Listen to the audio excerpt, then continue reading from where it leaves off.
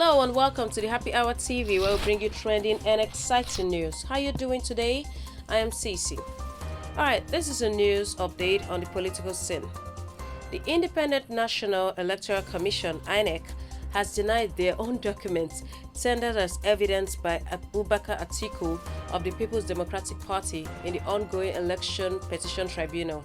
The said documents included bimodal data accreditation system, Beaver's accreditation data from 32 states, including the Federal Capital Territory, FCT, Abuja, polling unit results downloaded from Inec Result Viewing Portal, also IREF from Bayelsa, Abia, Kaduna, and Ogun State were also tendered as evidence. All of these documents that had been earlier certified and authenticated by Inec in the pre-hearing were, however, objected to by the same Inec, Tinubu, and the APC through their lawyers. The reason some of the lawyers gave was that the tendering of these documents was in clear breach of the pre-hearing arrangement. Speaking on the matter, Chris Uche, the leading lawyer of the Atiku Abubakar and PDP faction, had this to say. What we have done today is to push in all the necessary documents, and you can see that all the documents we tendered today were certified through copies of documents from INEC, documents duly certified by them and authenticated by them.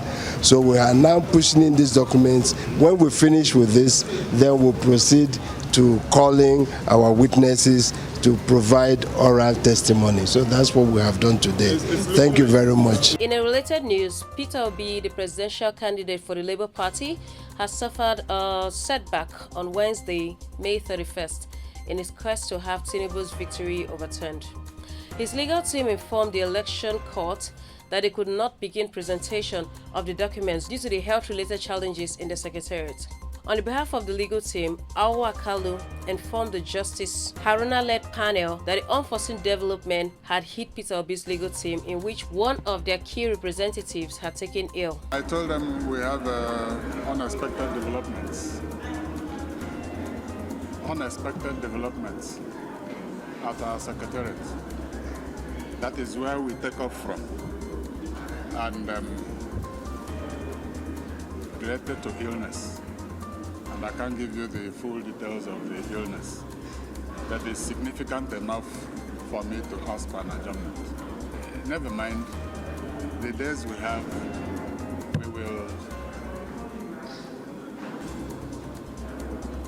conclude our case. Meanwhile, the field situation in the country has remained static, and reactions are still trailing the announcement of the subsidy removal made by the President on May 29, 2023.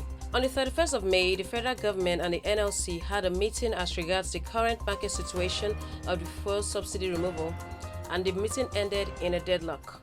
After the meeting, the NLC President, Comrade Joe Ajaero, had this to say. What was communicated to you as the outcome of the meeting? You know, as far as Labour is concerned, we didn't have a consensus in this meeting. Is that okay? Are you still going to stand on the fact that they should actually go back to status quo? That's the principle of negotiation. You don't put the partner, ask him to negotiate under gunpoint. What are the prayers of the NLC? The prayers of NLC is that we go back to status quo, negotiate, think of alternatives and all the effects and how to manage the effects this action is going to have on the people. If it is an action that must take off. Does it mean restoration of subsidy? Well, the subsidy provision has been made up to the end of June. And before then, conscious people, Labour, management, government should be able to think of what will happen at the end of June. You don't start it before the time. The original deadline. So why did they make provision up to end of June? No, the original Who's lying? deadline was February 17th. So why is it up to now? That was at the discretion of the last administration. Fine, the last administration made it up to end of June. Why can't we respect the sanctity of even that law that provided for that expenditure up to the end of June? Okay, but is the NLC considerate with the federal government when they say that there's no fund, they can't raise money to fund the subsidy? What is the purpose of governance? What's the purpose of governance? Is it the duty of NLC to raise funds for the government, to collect tax, to sell crude at the international market when the price of crude is going high? And the government that is a major exporter of a crude product is telling him there's no money.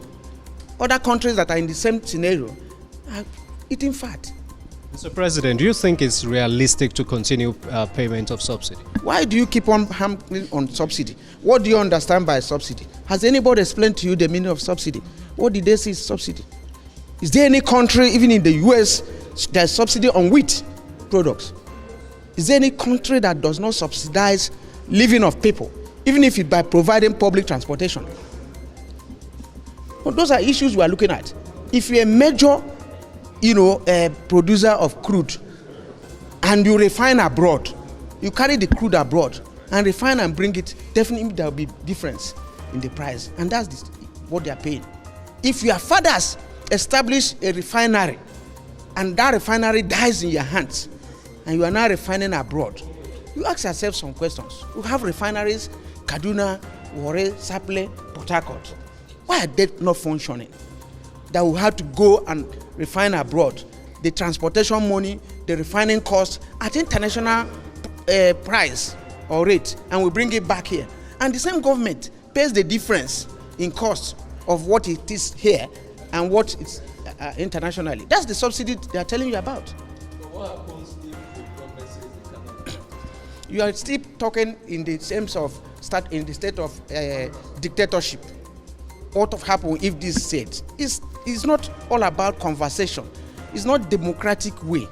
If you say this thing is happening this way and you are engaged in discussion, if what happens there is take it or leave it, which doesn't have any space in the current dispensation. It's all about the people. It won't matter. If they say, this is the project you are bringing, you are removing subsidy, you have been spending money for this friends. Remember 2011, we were here, this compound, and we agreed on some principles, repair our refineries, to start operation latest by December last year. They were not done. We agreed on issue of CNG. The CNG product is eco-friendly and is cheaper than the PMS they're selling now. And some people say they can convert within 3 months. If we have done all these things, what will you be calling subsidy? The Dangote refinery is there to be producing. If any of these refineries are producing, we won't have all this challenge. That's a very interesting point of view from the NLC president, Comrade Joe Ajaero. Well, here's to hoping they actually come to some sort of soft landing to cushion the effects of the fuel subsidy removal real soon. Alright then, that's the news update for now. Just stay tuned in and remember to like and subscribe to the Happy Hour TV for more trending news. Bye for now.